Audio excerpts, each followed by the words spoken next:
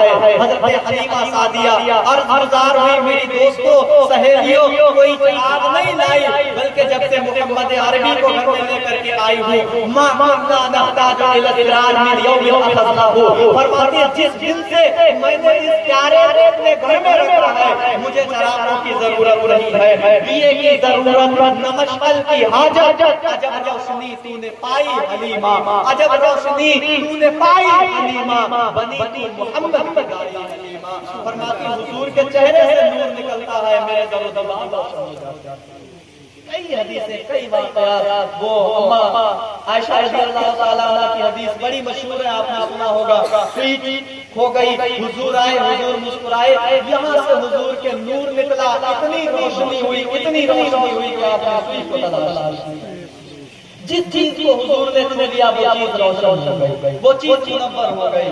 حضرت میمونہ بنت کرکر رضی اللہ تعالیٰ عنہ فرماتی چہرے پر میری نظر نہیں ٹکی، چہرے کو میں نے ٹکی بات کر کے نہیں دیکھ پایا، نظر نیچے آتی چلی گئی، آتی چلی گئی، حضور کے قدموں پر نظر گئی، حضور کے پیروں پر میری نظر گئی۔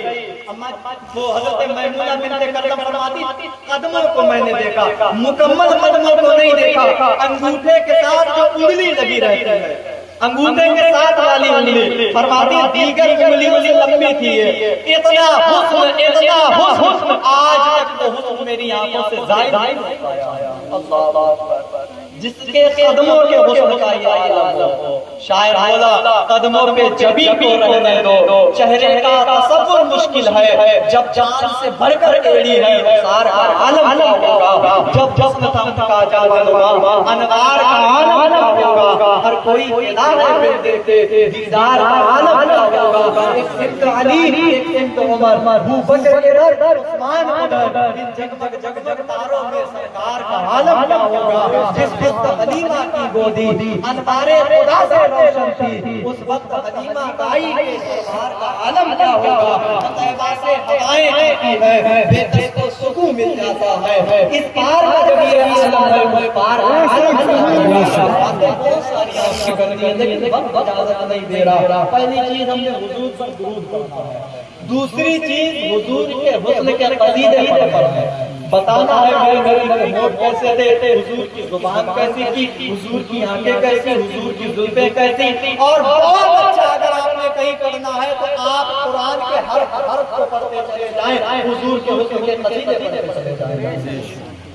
پہلی چیز درود، دوسری چیز ہے حضور کے حسن کے قصیدے، اور تیسری چیز ایک بات بولے حضور کے اخلاق لوگوں کے سامنے ریپرزینٹ کرو، حضور کے اخلاق لوگوں کو بتاؤ تو میرے نبی کی اچھائیاں کیا ہے، زمانہ جانے تو حضور کی خوبیاں کیا ہے، کیسی خوبیاں۔ مسجد حرام میں حضور بیٹھے ہوئے ہیں، ایک بچہ یتیم ہے، باپ مر چکا ہے، اور آپ جانتے ہیں حضور کے دنیا میں آنے سے پہلے، حضور کی بعثت سے پہلے دنیا میں ظاہری اعتبار سے رہتے تو حضور کو بہت پہلے بھیجا گیا۔ جبریل بھی فرماتے حضور میں نہیں جانتا واٹ یہ، جب حضور نے پوچھا ہاؤ اولڈ آر یو، تمہاری عمر کیا ہے، بولے حضور چوتھے حجاب میں 70,000 سال کے بعد ایک تارا چمکتا تھا، میں نے اس کو 72,000 مرتبہ دیکھا ہے۔ میرے محبوب ارشاد فرماتے جبریل اللہ کی قسم وہ تارا میں تھا۔ اب کیا ہوا، اللہ نے اپنے محبوب کو عطا فرمائی تو لے جائے، سب سے پہلے اللہ نے اپنے نبی کے نور کو بنایا۔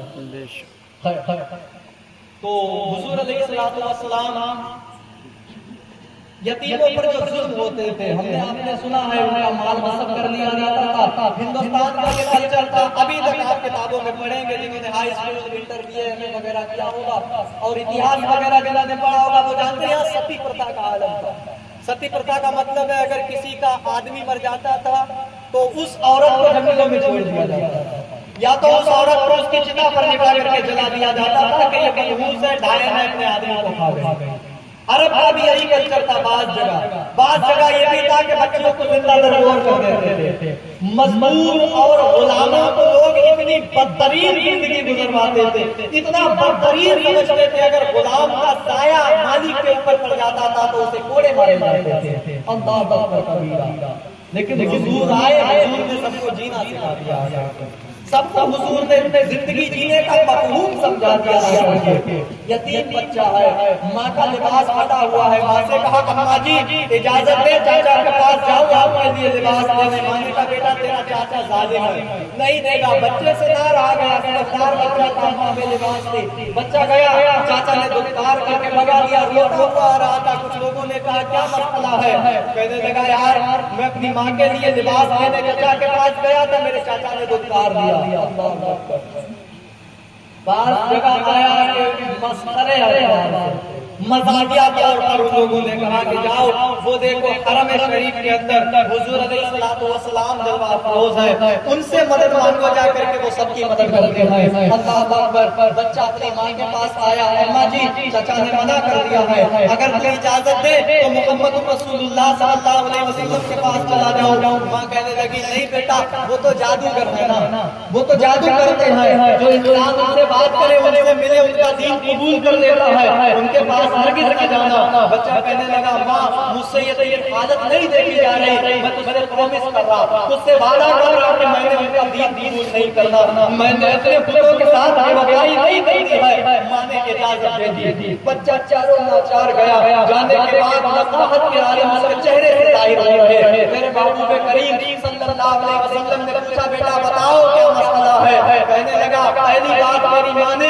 میں آپ کے دین کو قبول نہیں کروں گا. حضور مسکرائے فرمائے بتاؤ معاملہ کیا ہے؟ کہنے لگا میری ماں کا لباس پھٹا ہوا ہے، مجھے لباس کی ضرورت ہے. حضور نے آگے نہیں پوچھا کون ہے کیا ہے کتنا ضرورت ہے. حضور نے اپنی کملی کو اتارا اور اتارنے کے بعد بچے کو پیش کیا. فرمایا جاؤ اپنی ماں کو لباس دو جا کر کے، اپنی ماں کے جسم کے اوپر چادر دو جا کر کے. وہ بچہ مسکراتا ہوا ماں کے پاس پہنچا. ماں نے پوچھا بیٹا کہاں سے لائے؟ اماں جی محمد نے دی ہے. ماں نے کہا بیٹا انہوں نے دین کو نہیں اپنا دیا. کہنے لگا میں نے پہلے کہہ دیا تو میں نے آپ کا دین قبول نہیں کرتا ہے. ماں مسکرائی، بیٹے کو سینے سے لگایا. کہا بیٹا اگر وہ نبی اتنا سنا ہے، اگر وہ نبی اتنا پیارا ہے تو چلو ہم بھی اس نبی کے غلام بن جاتے ہیں، ہم بھی پلٹ لے آؤ لیتے ہیں. یہ اخلاق ہے میرے نبی.